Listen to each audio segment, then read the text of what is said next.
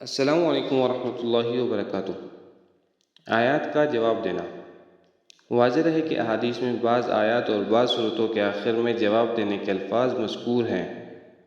مثلاً سورہ بقرہ کے ختم پر آمین، سورہ بنی اسرائیل کے آخر میں اللہ اکبر، سورہ ملک کے آخر میں اللہ رب العالمین وغیرہ۔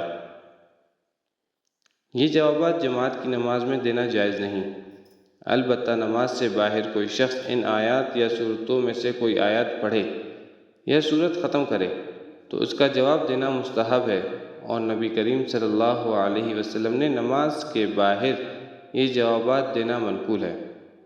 اگر کہیں کہیں نماز میں بھی جوابات دینا ثابت ہے تو وہ امت کو تعلیم دینے کے لیے ہے کہ اس آیت کا جواب ان الفاظ کے ساتھ دیا جاتا ہے، یا اس صورت کے ختم پر یہ کہا جاتا ہے، یا اسلام کے ابتدائی دور میں اس کی اجازت تو تھی، بعد میں منع کر دیا گیا۔